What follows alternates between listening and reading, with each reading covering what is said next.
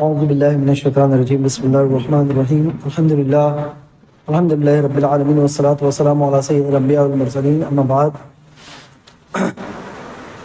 الا ان اولیاء اللہ لا خوف علیہم ولا هم یحزنون الذین آمنوا وکانوا یتقون سبحان ربک رب العزۃ عما یصفون وسلام علی المرسلین والحمد للہ رب العالمین۔ بے شک اللہ تبارک و تعالیٰ کے جو دوست ہوتے ہیں انہیں کسی طرح کا کوئی خوف نہیں ہوتا ہے، اور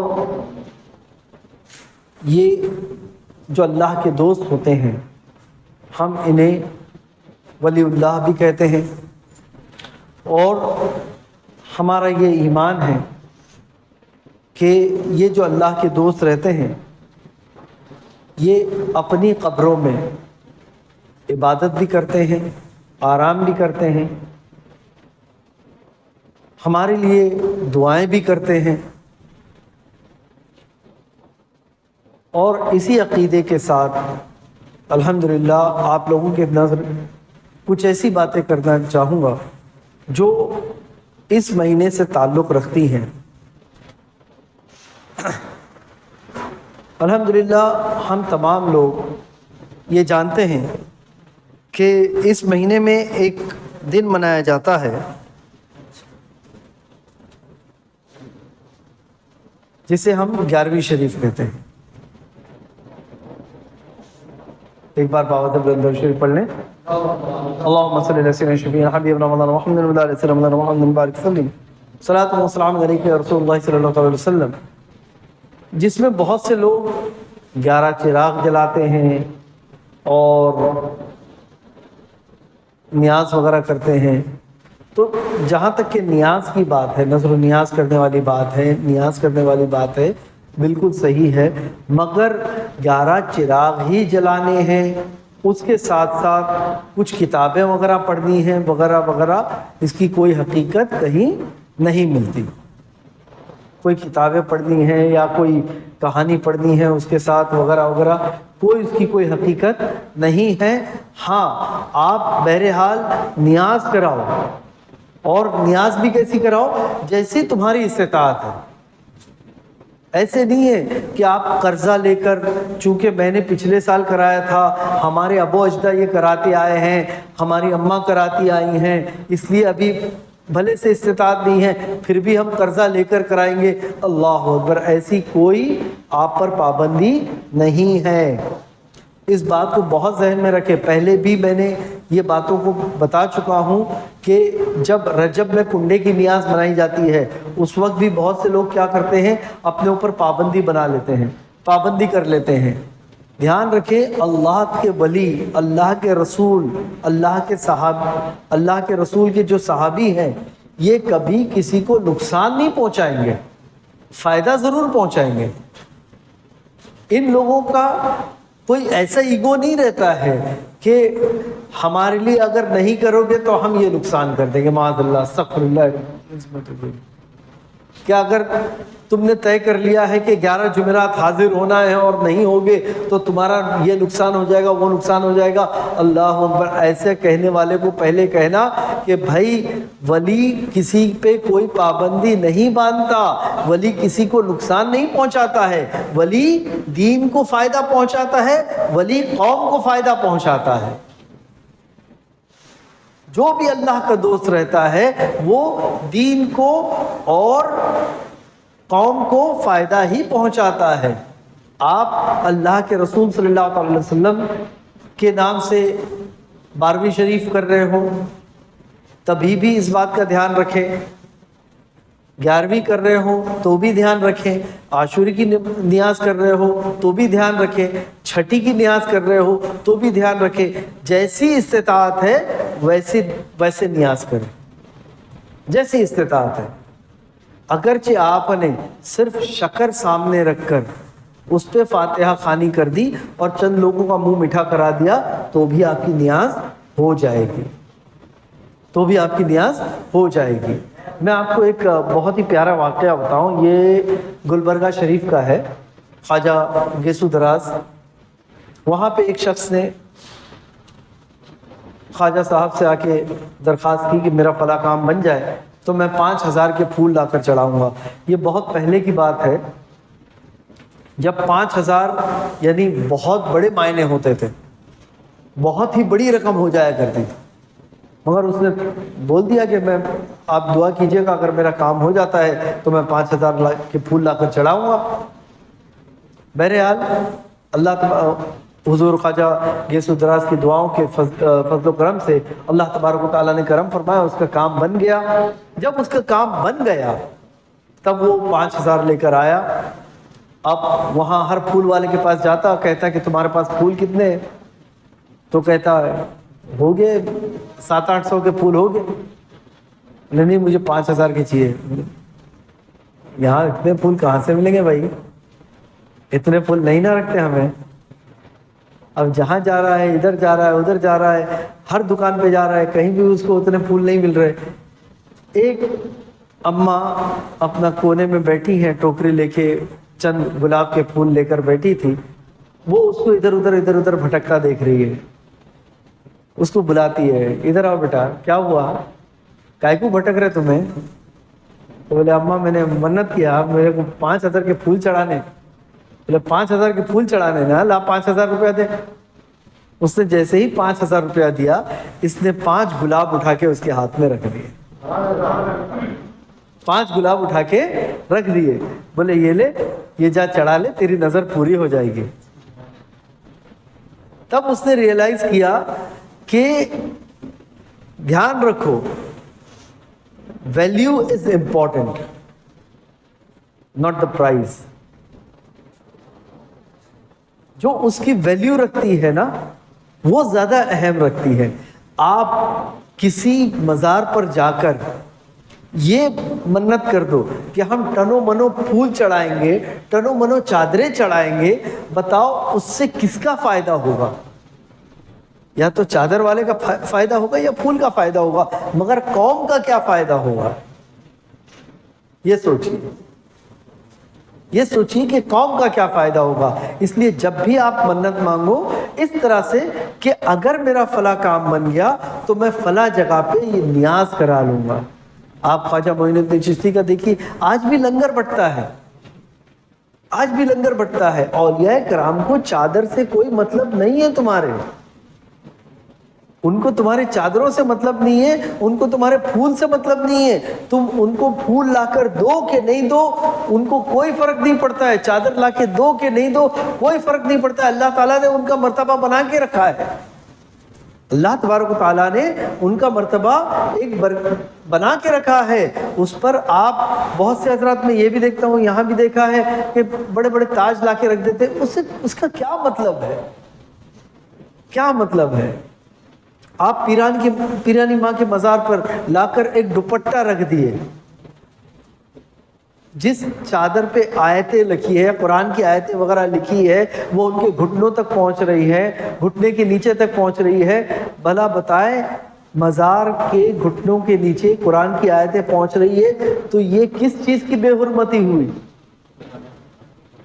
اگر اسی کی جگہ پیرانی ماں کی مزار پر آپ نے لا کر ایک دوپٹہ چڑھا دیا, جب وہ وہاں سے دوپٹہ ہٹتا ہے تو ان کی کسی کنیز کے سر کو ڈھانک لیتا ہے.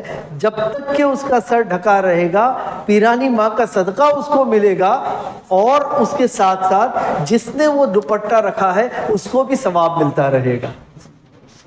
اسی طرح سے آپ نے محمود شاہ کے مزار پہ صرف ایک چادر چڑھانے کی بجائے اسی قیمت کا کوئی کپڑا لا کر چڑھا دیا, جسے اتار کر کسی غریب کا کرتا بن جائے, کسی غریب کا پیرہن بن جائے. الحمدللہ وہ محمود شاہ کا صدقہ پہنتا رہے گا, اور جب تک کہ پہنتا رہے گا تمہارے لیے وہ ثواب کا باعث بنے گا. وہیں پہ آپ نے اگرچہ تھوڑا سا کھانا بنا دیا, آپ میں یہ نہیں کہتا کہ بہت بڑا بریانی بناؤ, بہت دال گوشت وغیرہ بناؤ, کچھ نہیں, اتنا بناؤ. اگرچہ آپ مٹن بریانی بنا رہے ہو, مٹن بریانی بناؤ گے اس میں کتنے لوگ کھائیں گے؟ 6 لوگ کھائیں گے.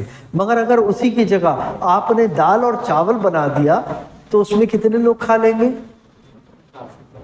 یہ سوچ کر بناؤ نا کھانا.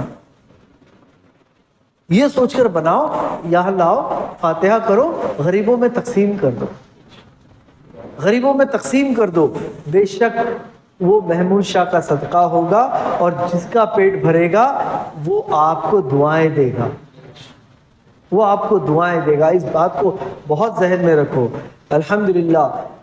اور ان سب کے بادشاہ، ان سب کے بادشاہ، الحمدللہ تمام اولیاء کرام کے بادشاہ، ہم اسی مہینے میں الحمدللہ ان کی 11ویں مناتے ہیں، ہے نا؟ 11ویں کی نیاز منائیے، سمپل وے میں، جتنے سادگی میں ہو سکے 11ویں کی نیاز منائیے، غریبوں کو کھلائیے۔ ان کے صدقے سے کسی کے لیے، کسی غریب کو آپ اپنے اطراف میں دیکھیے کہ ہمارے اطراف میں کوئی ایسا غریب ہے کہ جس کے گھر کھانا نہیں بن رہا ہے، بڑی دیگ چڑھانے کی بجائے۔ اسی لیے الحمدللہ مجھ سے جب کہا گیا کہ جب پرسوں 25 تاریخ کو پروگرام ہے تو ہم بھی نیاز رکھیں گے، ہم بھی لوگوں کے لیے کھانا رکھیں گے، میں نے منع کر دیا، میرے بچوں سے بھی منع کر دیا، مجھے کسی نے فون کیا، میں نے اس کو بھی منع کر دیا کہ نہیں، یہاں کھانا نہیں رکھنا ہے۔ یہاں کھانا کھانے کون لوگ آئیں گے؟ جو صاحب استطاعت ہے، جو مالک نصاب ہے۔ آپ کو یہی کرنا ہے۔ میں خود نہیں آؤں گا، میں آپ کو ایک گھر بتا دیتا ہوں، وہاں چلے جائیے گا، جتنا آپ ایک رات میں کر رہے ہو الحمدللہ اتنی رقم میں ان کے 2 مہینے نکل جائیں گے، ان کے 2 مہینے نکل جائیں گے، 2 مہینے آسانی سے نکل جائیں گے۔ ایک بچی ہے جس کے سال بھر کی فیس نکل جائے گی، ہے نا؟ غوث پاک کے صدقے، غوث پاک کے صدقے و طفیل اس بچی کی فیس بھر دیجیے گا، اس کے سال بھر کی فیس نکل جائے گی۔ ادھر آ کے آپ کس کو کھلاؤ گے؟ کس کو کھلاؤ گے؟ مجھ جیسے کو الحمدللہ اللہ تبارک و تعالیٰ نے مجھے مالک نصاب بنایا ہے نا؟ میں کھا کر کیا کروں گا؟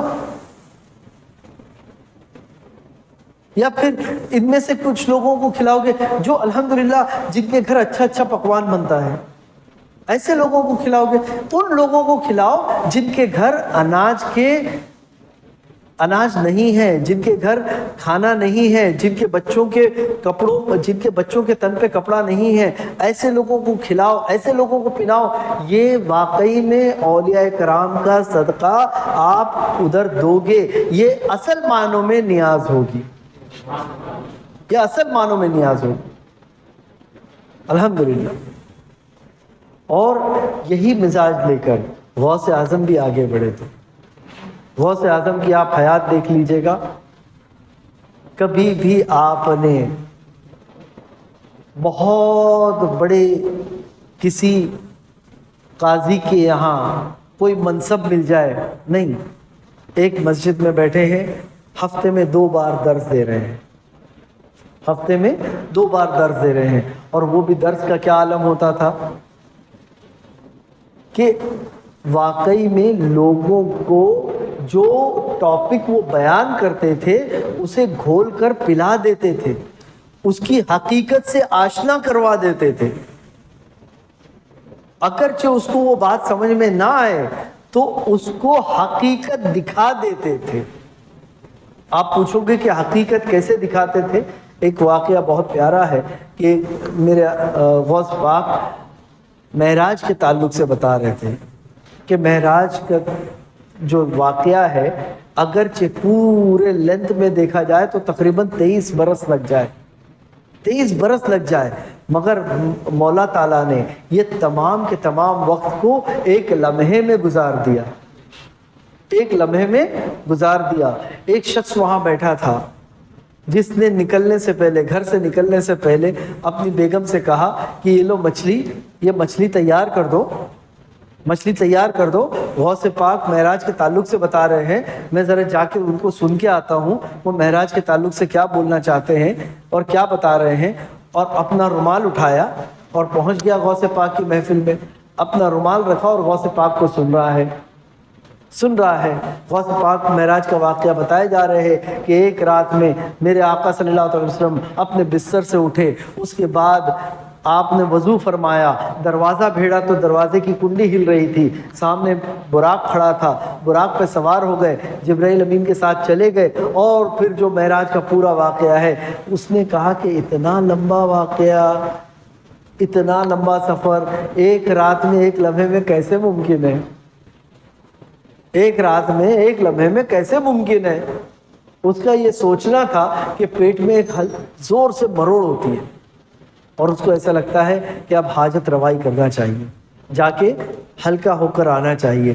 تو اس وقت تو اپنے یہاں جیسے سہولتیں ہیں ٹوائلٹ وغیرہ کی ویسے تو نہیں تھی، ندی کے کنارے پہنچ جاتا ہے، ندی کے کنارے پہنچ کے آسان ہونے جاتا ہے کہ ایک ایسی لہر آتی ہے کہ اس کے ساتھ بہہ نکلتا ہے، بہہ نکلتا ہے۔ جب وہ بہتے جاتا ہے تب وہ سوچتا ہے کہ اللہ اکبر، میں تو پانی میں بہہ جا رہا ہوں، اب میرا کیا ہوگا، میرے کاروبار کا کیا ہوگا، میرے بیوی کا کیا ہوگا، میں وہ جہاں اسٹیبلش سب کر لیا ہوں ان سب کا کیا ہوگا، اب آگے چل کے میرا کیا ہوگا۔ یہ فکر و سوچ میں ہی تھا کہ اچانک وہ اپنے آپ کو دوسرے کنارے پر پاتا ہے۔ دوسرے کنارے پر نکل کے خوش تو ہوتا ہے، مگر پھر جب اپنے بدن کی طرف دیکھتا ہے تو شرمسار ہو جاتا ہے، شرمسار ہو جاتا ہے کہ اب میں کیا کروں۔ اللہ تبارک و تعالیٰ نے اس کو ایک دوشیزہ خاتون بنا دیا ہے، ایک عورت بنا دیا ہے، اور وہ بھی بہت ہی خوبصورت عورت۔ اب وہ پانی میں اپنا چہرہ بھی دیکھتا ہے، اللہ اکبر، یہ میرے ساتھ کیا ہو گیا ہے، اب میں کیا کروں،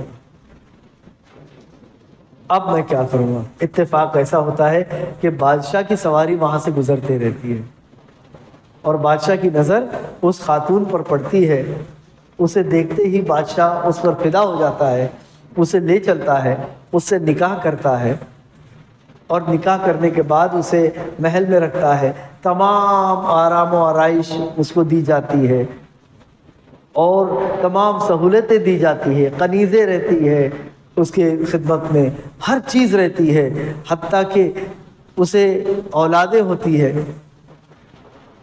اولاد جوان ہوتی ہے، تقریباً 23 سال کا عرصہ گزر چکا، اولاد جوان ہو چکی ہیں۔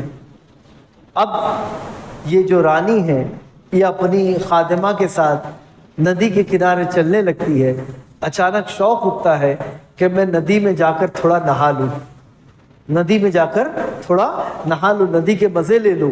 یہ سوچ کر وہ ندی میں اترتی ہے، پیر پھسلتا ہے، بہنے لگتی ہے، پیر پھسلتا ہے، بہنے لگتی ہے۔ اب فکر کرتی ہے کہ یا اللہ، میرے وہ جو محلات ہے، میرے بچوں کا کیا ہوگا، میرے محلات کا کیا ہوگا، میرے بادشاہ کا کیا ہوگا، ان سب کا کون خیال رکھے گا۔ یہ سب فکر کرتے ہوئے وہ دوشیزہ جو بہتے جاتی ہے تو اپنے آپ کو دوسرے کنارے پر پاتی ہے، اور دوسرے کنارے پر جیسے ہی وہ نکلتی ہے پھر سے وہ اپنے آپ کو اسی مرد کے لباس میں پاتی ہے، اسی مرد کے لباس میں۔ بڑا عجیب لگتا ہے اسے کہ ارے اللہ اکبر، اب میرے محلات، میرے بچے، میرے وہاں سب چیزیں موجود ہیں، میں یہ کیا کروں گا اور کہاں آ گیا ہوں، کون سے جگہ پہ آ گیا ہوں۔ وہ وہاں سے نکلتا ہے تو تمام چیزیں آشنا پاتا ہے۔ آشنا سے مراد سملر، ایک دم ہر چیز دیکھی دکھائی ہے، یہ تب چیزیں ایک دم دیکھی دکھائی ہے۔ پہنچتا ہے تو دیکھتا ہے تو یہ بازار بالکل ویسے ہی ہے جو میں نے 23 برس پہلے چھوڑا تھا، سامان تو بالکل ویسے ہی نظر آ رہا ہے، اس میں کوئی تبدیلی نہیں ہے۔ 23 برس گزر چکے ہیں، دکانوں میں کوئی تبدیلی آنی چاہیے تھی، کوئی تبدیلی نہیں ہے، کچھ نہیں ہے۔ چلے جاتا ہے، قریب جاتا ہے، جا کر دیکھتا ہے تو دور غوث پاک کی محفل ابھی بھی سجی ہے۔ 23 سال ہو گئے، ابھی تک غوث اعظم وہ کام کیے جا رہے ہیں مسلسل۔ الحمدللہ قریب جاتا ہے تو دیکھتا ہے تو جو 23 برس پہلے جن لوگوں کو جہاں پر چھوڑا تھا وہ وہی نظر آ رہے ہیں، جن لوگوں کو جہاں پر چھوڑا تھا وہی نظر آ رہے ہیں، حتیٰ کہ اس کا رومال جہاں چھوٹا تھا وہی نظر آ رہا ہے۔ فوراً جا کے اپنے رومال کے پاس بیٹھ جاتا ہے تو غوث پاک کہتے ہیں کہ یہ ہے معراج کا واقعہ، یہ ہے معراج کا واقعہ۔ وہ بڑا تعجب کرتا ہے کہ یہ واقعہ یہی تو 23 برس پہلے بھی تو سنا رہے تھے، بالکل اسی طرح سے سنا رہے تھے، یہی لباس میں بیٹھے تھے، یہی میرے اڑوس پڑوس لوگ بیٹھے تھے، چلو چل کے دیکھتا ہوں میرا گھر اپنی جگہ پہ موجود ہے کہ نہیں۔ وہاں سے پہنچتا ہے، اپنے گھر پہنچتا ہے تو بیوی کہتی ہے مچھلی کب سے بن کے تیار ہے، تم کہاں چلے گئے تھے؟ مچھلی کب سے بن کے تیار ہے، تم کہاں چلے گئے تھے؟ اتنی دیر لگ گئی بیان سننے میں، بتاؤ وہ بیان کیا تھا؟ تب اسے احساس ہوتا ہے کہ یہ جو 23 برس کی جو زندگی گزر چکی ہے اس کی، وہ ایک لمحے میں نکل گئی، وہ ایک لمحے میں نکل گئی۔ یہ ہے غوث پاک، یہ ہے غوث اعظم۔ الحمدللہ اگرچہ ہم کرامت کے معاملے میں دیکھا جائے تو غوث اعظم کی ایک سے ایک کرامت ملے گی آپ کو، ایک سے ایک کرامت۔ اچھا، اولیاء کرام میں بھی، ولیوں میں بھی الگ الگ مراتب رہتے ہیں، الگ الگ مرتبے رہتے ہیں، ہر ایک کی ایک پوزیشن رہتی ہے۔ ولی کے اوپر اقطاب، پھر اس کے اوپر قطب، پھر اس کے اوپر غوث، اس طرح سے یہ سلسلہ چلتے رہتا ہے۔ مگر جو غوث ہوتا ہے اس کے لیے اللہ تبارک و تعالیٰ ایک الگ ہی مرتبہ رکھتا ہے، ایک الگ ہی مرتبہ رکھتا ہے، اور تمام غوث کے اوپر جو غوث ہے وہ غوث اعظم دستگیر ہے۔ یہ حسنی بھی ہے، یعنی امام حسن کے سلسلے سے بھی ہے، اور حسینی بھی ہے، یعنی امام حسین کے سلسلے سے بھی ہے، الحمدللہ۔ اور ان کے والد جنگی دوست، الحمدللہ۔ یہ ایسے بے مثال ولی صفت شخصیت، ان کے نانا ولی، ان کی والدہ ولی، اور کیوں نہ ہو کہ آپ نے یہ واقعہ بھی سن رکھا ہوگا کہ حضرت جنگی دوست چل رہے ہیں، جا رہے ہیں، ندی کے کنارے سے گزر رہے ہیں، بھوک کا عالم ہے، بھوک کی تپش ہے، کیا کروں کیا نہیں کچھ سمجھ میں نہیں آ رہا ہے۔ اتنے میں دیکھتے ہیں کہ ایک سیب بہہ کے آ رہا ہے پانی سے، اٹھا لیتے ہیں، کھا لیتے ہیں۔ کھانے کے بعد احساس ہوا کہ اللہ اکبر، اللہ اکبر، میں نے یہ جو سیب کھایا، کیا میں نے اس کے مالک سے اجازت لی؟ ڈھونڈتے جاتے ہیں کہ یہ کس کا سیب ہوگا، ندی کے کنارے سے چلتے جاتے ہیں، تب ایک باغ پاتے ہیں جس کی پیڑ کی شاخ ندی کے اوپر سے گزر رہی ہے۔ فوراً اس باغ کے مالک کو طلب کرتے ہیں، کہتے ہیں مجھ سے ایک قصور ہو گیا ہے، بہت بڑا قصور ہو گیا ہے۔ بولے کیا؟ میں نے آپ کی اجازت کے بغیر آپ کے باغ کا سیب کھا لیا، آپ کے باغ کا سیب کھا لیا۔ یہ تقویٰ ہے، اسے تقویٰ کہتے ہیں۔ ہم اور آپ ان چیزوں پہ کبھی دھیان نہیں دیتے نا، کس کا سیب کھا رہے ہیں، کیا ہے، کیا کچھ پڑی نہیں ہے۔ کبھی کبھار تو اللہ اکبر ایسا بھی ہوتا ہے کہ جان بوجھ کے کسی سیب کی گاڑی پہ چلے جاتے ہیں، یا کسی پھل کی گاڑی پہ چلے جاتے ہیں، اور پھل والے کو بولتے ہیں یہ کتنے کا ہے، وہ کتنے کا ہے، وہ کتنے کا ہے، وہ کھلائے جا رہا ہے، بس کھلایا جا رہا ہے تو وہ کھلا رہا ہے، ہم لطف لے رہے ہیں۔ اس کے بعد میں جب کھا لیا، مٹھائی کی دکان پہ بھی اکثر ایسا ہوتا ہے کہ مٹھائی کی دکان پہ پہنچ گئے، یہ کتنے کی ہے، وہ کتنے کی ہے، وہ بیچارہ چکھائے جا رہا ہے آپ کو اس لالچ میں کہ آپ یہ لے لیں گے، وہ لے لیں گے۔ آپ نے سب مٹھائی چکھ لی، وہاں سے نکل گئے، اللہ اکبر۔ اور یہ غوث پاک کے والد ہیں کہ غلطی سے ایک سیب کھا لیا تو کہہ رہے ہیں کہ آپ جو سزا دے دو مجھے منظور ہے۔ بولے 6 مہینہ آپ کو میرے باغ میں مشقت کرنا پڑے گی، 6 مہینہ باغ میں مشقت کرنا پڑے گی۔ تیار ہو گئے، تیار ہو گئے۔ آج ہم ہوتے تو کیا کہتے؟ ایک سیب کی قیمت 6 مہینہ۔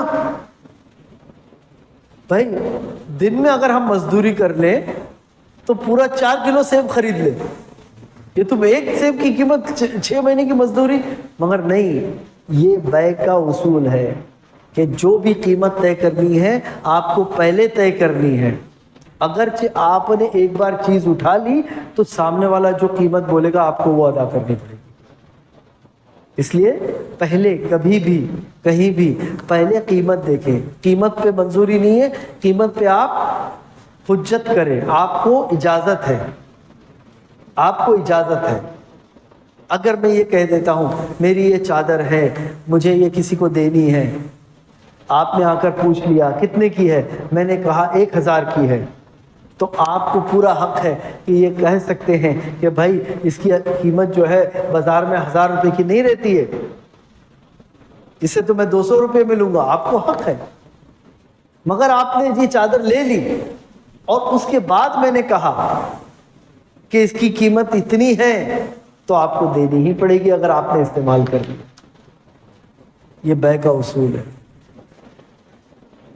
تو وہ بھی اللہ کے ولی ہے. مان لو 6 مہینہ مشقت کی اور 6 مہینہ مشقت کے بعد کہتے ہیں کہ کیا میری سزا پوری ہو گئی؟ کہ یہ تو آدھی سزا تھی، یہ تو آدھی سزا تھی، اب باقی آدھی سزا باقی ہے. اچھا وہ بھی بتا دیجئے. بولے میری ایک لڑکی ہے جو اندھی ہے، گونگی ہے، بہری ہے، لولی ہے، لنگڑی ہے، اس سے تمہیں نکاح کرنا پڑے گا، اس سے تمہیں نکاح کرنا پڑے گا. یہ بھی ولی صفت ہے. اللہ کے دوست کہتے ہیں منظور ہے، منظور ہے. نکاح ہو جاتا ہے. جاتے ہیں اپنے دوشیزہ کے پاس. جب کمرے میں داخل ہوتے ہیں تو سلام کرتے ہیں. جیسے ہی سلام کیے سلام کا جواب آیا. یعنی وہ سن بھی سکتی ہیں، بول بھی سکتی ہیں. اور پھر جو دیکھتے ہیں ادھر نظر ڈالتے ہیں تو ہاتھ بھی سلامت ہے، پاؤں بھی سلامت ہے. اب چونکہ یہ جیسے ہی قریب آتے ہیں تو ایک طرف سرکتی ہے، یعنی آنکھیں بھی سلامت ہے. اب نہ تو اندھی ہے، نہ تو گونگی ہے، نہ تو بہری ہے، نہ تو لنگڑی ہے، نہ تو لولی ہے. گھبرا کے باہر آ جاتے ہیں. کہتے ہیں حضرت پھر لگتا ہے کوئی غلطی ہو گئی. ایسا لگتا ہے پھر کوئی غلطی ہو گئی. کیوں، کیا ہو گیا؟ لے اندر جو خاتون بیٹھی ہے وہ تو نہ تو گونگی ہے، نہ تو بہری ہے، نہ تو لولی ہے، نہ تو لنگڑی ہے، اور دیکھ بھی سکتی ہیں. تو کہتے ہیں وہی میری لڑکی ہے. یہ میری لڑکی آج تک میرے حکم کے بغیر کسی غیر محرم سے کوئی بات نہیں کی ہے، کسی غیر محرم کی آواز اس کے کانوں میں نہیں پڑی. اس نے میری اجازت کے بغیر اپنے ہاتھوں سے کوئی کام نہ کیا، میری اجازت کے بغیر گھر کے باہر قدم نہ رکھا. اسی لیے یہ لولی ہے، لنگڑی ہے، بہری ہے، اندھی ہے. اللہ اکبر. اور جب ایسے نیک لوگ ایک ساتھ ہوتے ہیں تو اللہ تبارک و تعالیٰ ان کے گھر عبد القادر جیلانی عطا فرمائے. الحمدللہ. انشاءاللہ عظیم زندگی بخیر رہی تو آپ لوگوں سے پھر ملاقات 25 تاریخ کو ہوگی، جس میں الحمدللہ ایک بہت ہی بہترین وائز مولانا صادق رضوی صاحب آ رہے ہیں، اور ساتھ ہی ساتھ ایک بہت ہی بہترین نعت خواں سید شاہ زیب صاحب آ رہے ہیں. تو آپ لوگوں سے گزارش ہے کہ آپ لوگ خود بھی آئیں اور اس کی دعوت کو زیادہ سے زیادہ عام کریں، زیادہ سے زیادہ عام کریں. اور انشاءاللہ زندگی بخیر رہی تو یہ جو مہینہ ہے اس میں جو آئندہ آنے والے اتوار ہے ہم غوث پاک کا فیض حاصل کرنے کی ضرور سے ضرور کوشش کریں گے، اور غوث پاک کی زندگی کے بارے میں، ان کی تعلیمات کے بارے میں، ان کی کتابوں کے بارے میں. دھیان رکھیں کہ آج میں نے جو کرامت بیان کر دی، مگر اب اس کے آگے جو آئندہ آنے والے اتوار ہے اس میں غوث پاک کی کرامت نہیں بیان کروں گا. کیوں؟ غوث پاک کی کرامت آپ بہت جگہ سن لو گے، مگر غوث پاک کی جو تعلیمات ہیں، ان کی کتابیں ہیں، ان کی حیات ہے، کس جد و جہد کے ساتھ انہوں نے تعلیم حاصل کی ہے، ان کی زندگی سے ہمیں کیا سیکھ ملتی ہے، انشاءاللہ وہ سب باتوں پہ ہم غور کرنے کی کوشش کریں گے. اللہ تبارک و تعالی ہم سب کو زیادہ سے زیادہ نیک عمل کرنے کی توفیق رفیق عطا فرمائے.